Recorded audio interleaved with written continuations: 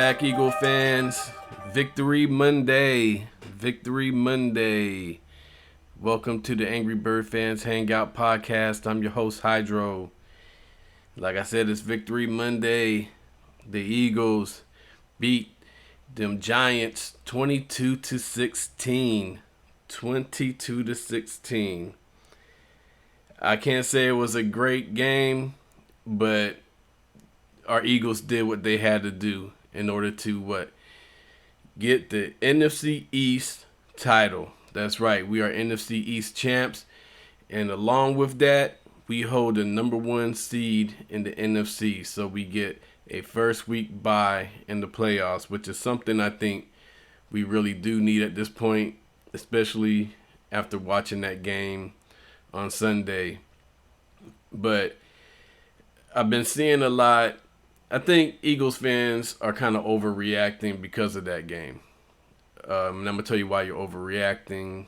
If you feel that we are not projecting in a positive way with this team, or the team is not showing any progress going into the playoffs. They went into that game knowing that they're probably going to be playing the Giants' backups.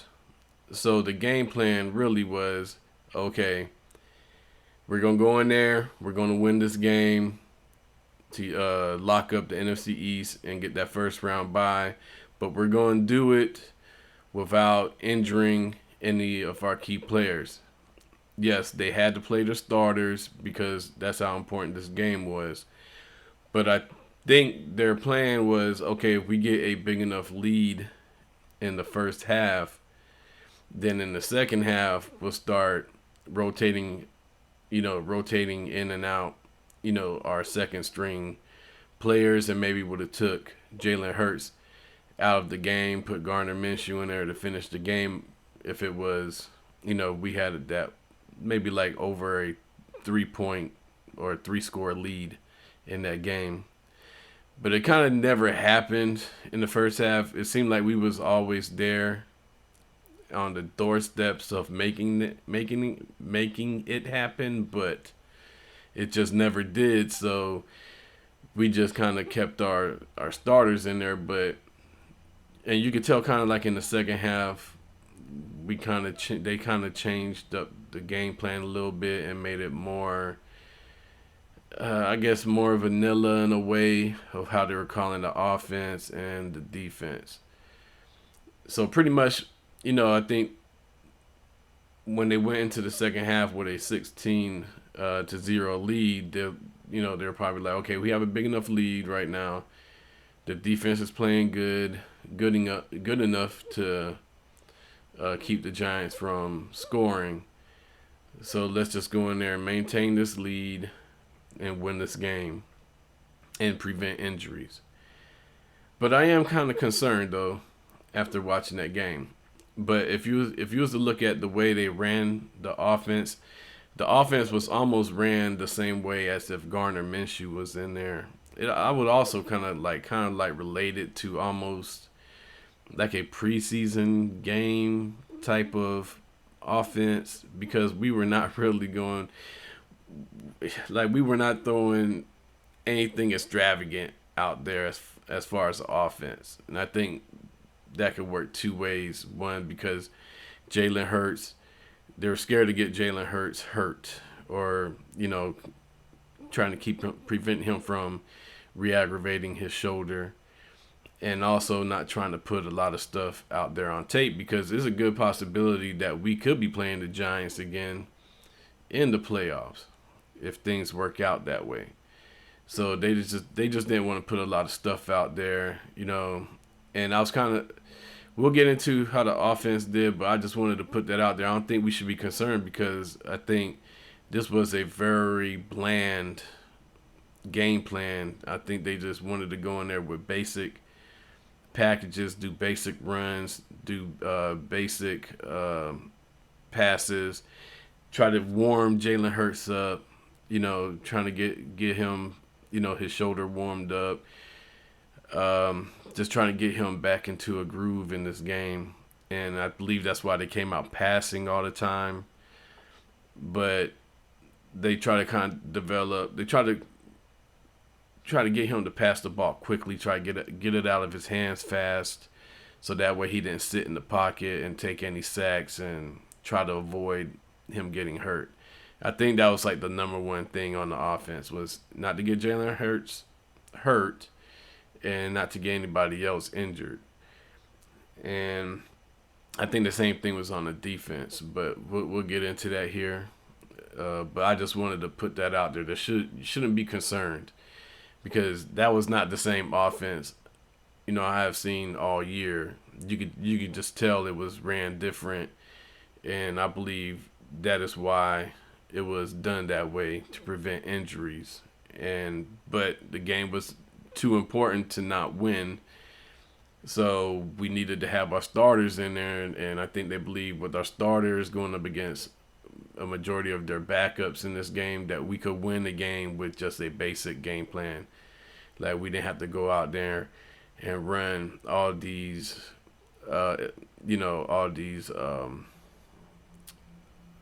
exotic offensive schemes or even on defense either. I think the defense and the offense just went out there with basic packages and said, "Hey, do what we do, keep them from winning this game, and go out there and win this game." So let's get into it. All right, I'm gonna start off with the offense. As I said earlier, the offense came out passing the ball all the time. I kind of felt like they needed to establish the run first because of how this game was going to be played. Starters against majority of their backups. Just go out there, establish the run. That way you kind of still keep Jalen Hurts out of trouble or out of the possibility of getting re-injured again. And, just establish the run to open up the pass and get out Jalen Hurts' hands faster. But that was not the case. It was kind of aggravating watching it. They just came out there and were just passing the ball. But we moved the ball down. I mean, I think like every time we got the ball, we moved the ball down the field. I think they stopped us a couple of times. And that's because, Jalen Hurts had to leave the pocket because they were blitzing a lot on our offense. I think we kind of expected that. So that's why we kind of just, try to throw these flat routes or out routes. And if you notice, like, majority of the game was him hitting these out routes or going over the middle on these, 5 to 6 yard passes. Because they just wanted to get the ball out of his hand, I believe. But even with that game plan, we were moving the ball on the defense. The only thing was when we got into the red zone, when you're running kind of like a vanilla type offense and you're not trying to put your quarterback at risk of getting hurt, especially when, he can run the ball and he can get into the end zone, is that the defense can kind of sit there in a zone and kind of prevent you from getting open looks. And especially if they're blitzing, you're not going to have all that time to just sit back there and go through your progression. So they kind of did a good job in that. And I'll tell you, the Giants backup players they play pretty good on defense. Well, I'll say they play pretty good in the red zone on defense. But, I mean, you could just look at the game and tell, they weren't going to do anything. I think that's kind of how the coaching staff felt, was like, you know what, they can't stop it. Let's just keep, running these simple plays, and we're going to keep moving the ball downfield and just try to score. And like I said, I think the game plan on offense was just to protect Hurts, and try not to get him hit. And you could tell, like, when he started running, that if somebody was even in the area, he just slid and went down. And that kind of concerns me. But I'll elaborate on that towards the end of the podcast. But he if they came in, they were near him, he just took the sack. He just went down. He wasn't trying to fight and try and get out of there. So it was kind of made it easier on the Giants defense, especially when they were blitzing. And the offense really didn't pick up the blitz well on some of those plays. I mean, I don't understand why we've been doing pretty good all season. I mean, there are probably a couple of games here and there that they missed some types of protections on some of those blitzes, but like in this game, there was, I don't know if it was just designed that way to have a guy come in free, and then Jalen Hurts just use his legs to avoid him or just get rid of the ball. But I just don't understand what the protections were in there. And yes, Lane Johnson is missed. Like, we definitely need Lane Johnson back. And the other good thing was there was no injuries on offense. Nobody got injured. And like I said, it was a basic, offense. So it's like we weren't going out there trying to do nothing spectacular against this Giants defense. So that did help our players from preventing them from getting injured or having more players get injured. And I would say like the worst play that the offense had, and it was on Jalen Hurts, was when we was in the red zone, and he was getting he was rolling out of the pocket due to pressure, and he threw that interception in the end zone. I don't see what he was looking at, or maybe he was just trying to force it in there. But I think in Jalen Hurts' mind was like, we need to put points. We need to just put it into this, establish this lead, so that way I can get my guys or the starters out of this game and bring in the backups, to try to just, protect our players more. I think he was like looking far ahead, like, okay, we need to score here right now, and then he just ended up turning the ball over, which was not good. But also on the prior, and I forgot to mention, on the prior play, we did score a touchdown. He did throw a pass to Devontae Smith for a touchdown, but it got called back because I think it was Landon Dickerson who they called for ineligible man downfield, which I think some of them calls are bogus. But, I mean, after looking at the replay, he was past the 2 yards, across the, past the 2 yards of the line of scrimmage. And, I mean, they either call it or they don't, but I just think they need to look into that rule a little bit more, because he really didn't affect the pass play. Like, I could see if a lineman went out there and blocked a guy that was supposed to be covering the receiver, almost like an offensive pass interference, and prevented a defensive back from getting to the receiver or covering them, I would understand that. But Landon Dickerson was basically he was blocking somebody on the line and just moved them 2 yards away from the line of scrimmage. So I just don't get that call. But it cost us a touchdown, and then it ended up being an interception. So it kind of negated even field goal. So, but other than that, I mean, the offense, he had 2 good passes. Well, AJ Brown did one on the almost like a slant pass where he caught the ball in the middle, almost took it to the house. So that was a good play. I mean, that wasn't a big pass, but it was a good look by Jalen Hurts, put it on the money, and AJ Brown just did what he usually does, is get yards after the catch.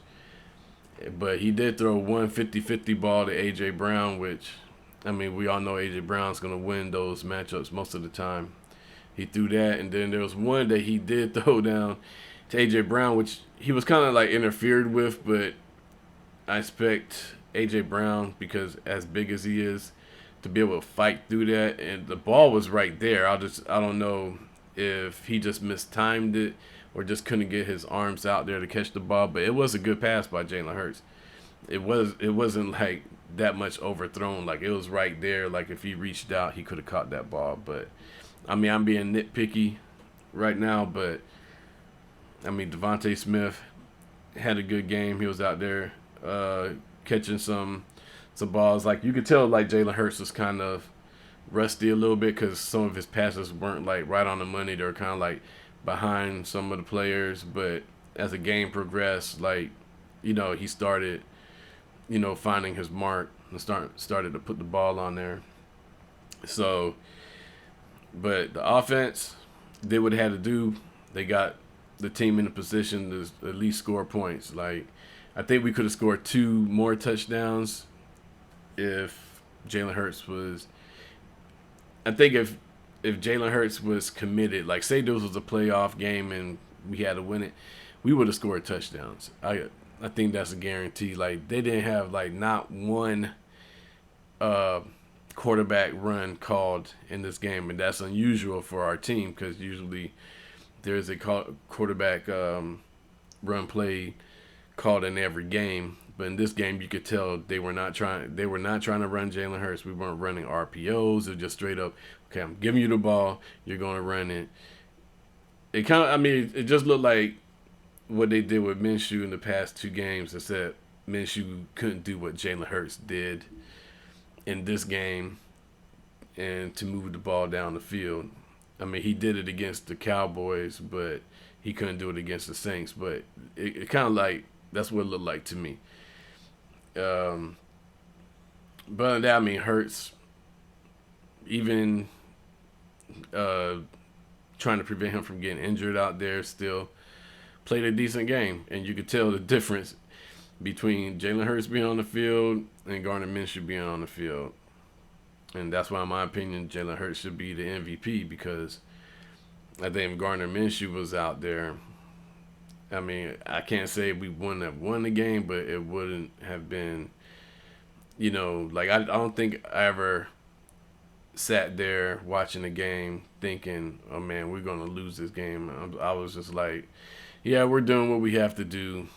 We're just trying to win this game. And let's go to the defense. All right, the defense pretty much shut down the Giants' offense in the first half. Like, the Giants could not do anything against our defense. Our defense, we didn't blitz. Now, I think we blitzed once, I think. And David Webb, he was doing a pretty good job of getting the ball out quick. But with the pressure, like, we're putting a lot of pressure on him, and he wasn't able to, like, make accurate passes out there. Like, his passes were kind of off.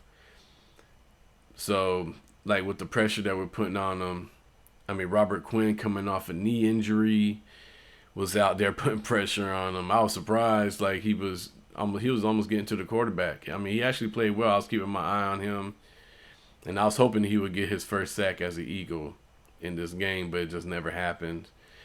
And he also did a really good play on one play where they try to run a trick play where they pass almost like to look like a screen, but then I think they were trying to pass it back to David Webb, and Robert Quinn read that play perfect and he just blew it up. So with his cut, like he was going towards the play, but he saw that David Webb was running in the opposite direction, and he just bailed out and went back to cover David Webb, and there was nowhere else for them to go with the ball. And he helped blow that play up. So that was a good veteran play by him, and that kind of shows you like why we brung him in, because he has that football knowledge about him. It's not always about sacks, but it's always about how you play.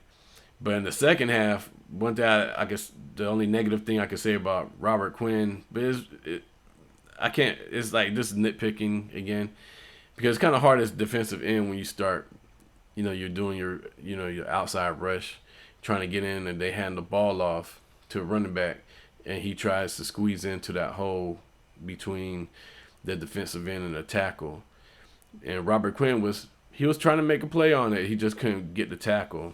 So that's the only thing I could say, because if he would have made a play and made a tackle, he kind of probably would have stopped them for like maybe 1 or 2 yards instead of the running back getting 10 or 15 yards in a carry.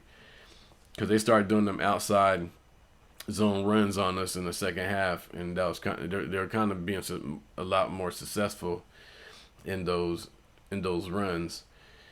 I guess they figured they couldn't run up the middle on us because we were just stuffing them on those runs. And CJ was out there, and I was trying to look for him, and I kept seeing Reed Blankenship out there, and I was like, well, I guess CJ ain't playing. But then I saw him make a play on the field, and I was like, oh, they got him in the slot. So we actually got to see CJ out there playing in the slot in the nickel, which is kind of interesting. I think they're kind of like they use this game to kind of experiment with that in case Avonte Maddox is not able to come back for the first playoff game. So I think what we saw yesterday is what we might see in our first playoff game if Maddox doesn't come back. I think they're going to have CJ playing the slot, which he did a good job. He broke up some passes and he made some tackles out there, and keep Reed Blankenship in the safety. My only thing with Reed, is his coverage. I think when CJ sits back in the safety spot, he sees the field a lot more, and he's able to make plays on balls, especially if they're thrown, deep. And he's able to make interceptions that way. And I don't think Reed Blankenship has that football IQ yet. I know he has good football IQ in reading plays and runs, but as far as coverages, I think he still doesn't, have that experience yet, being a rookie and his first time playing out there.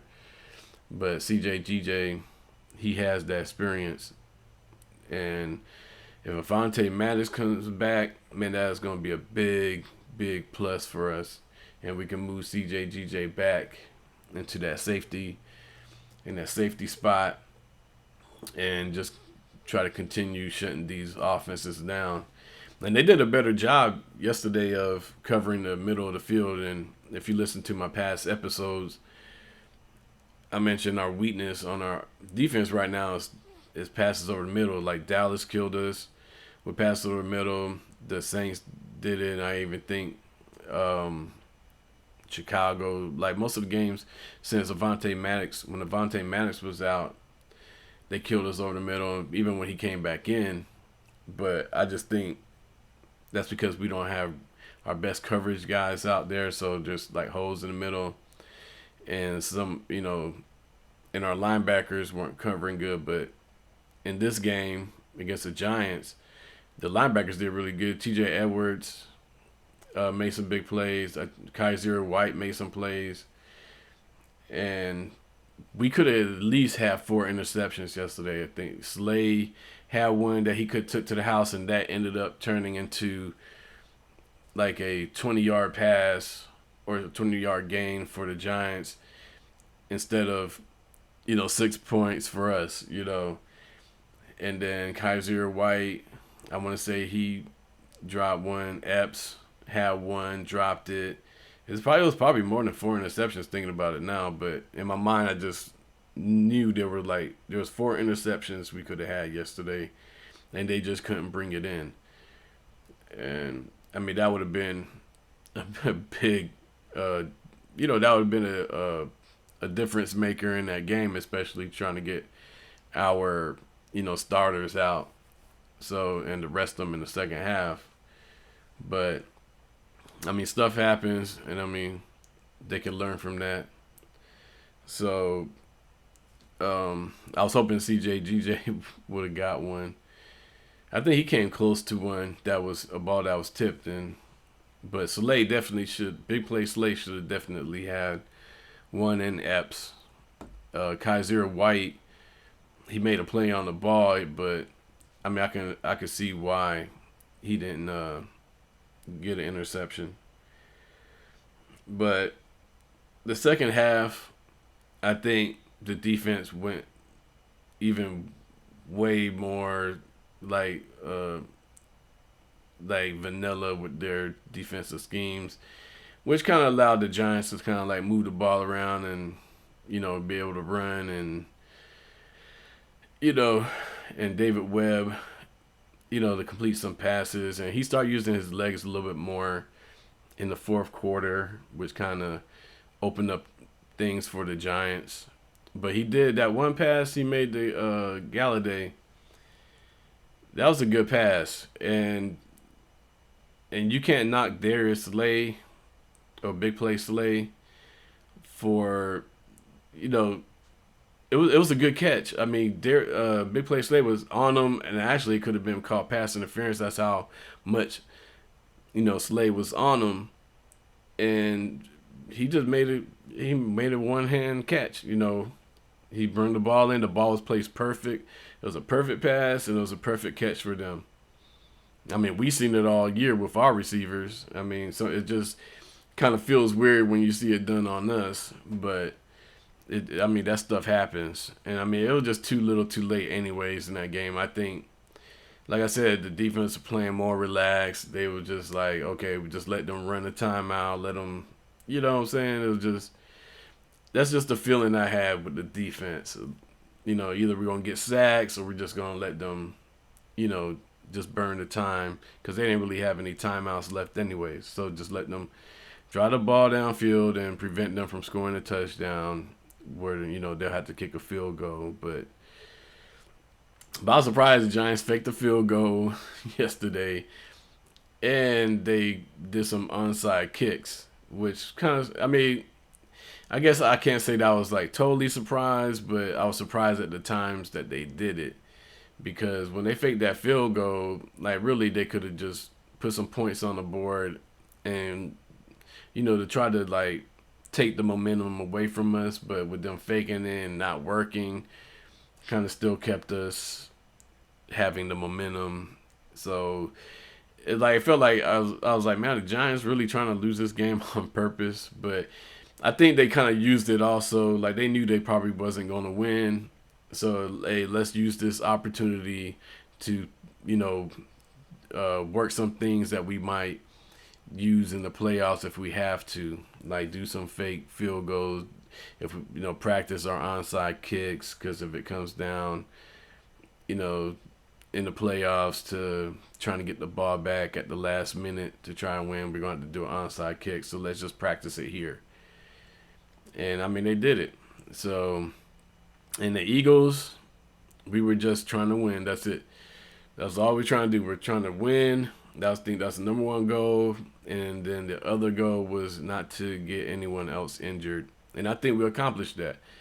I think those two things makes it an even better win for us. Because now we got the bye. We got plenty of time to rest our players. And nobody else got injured.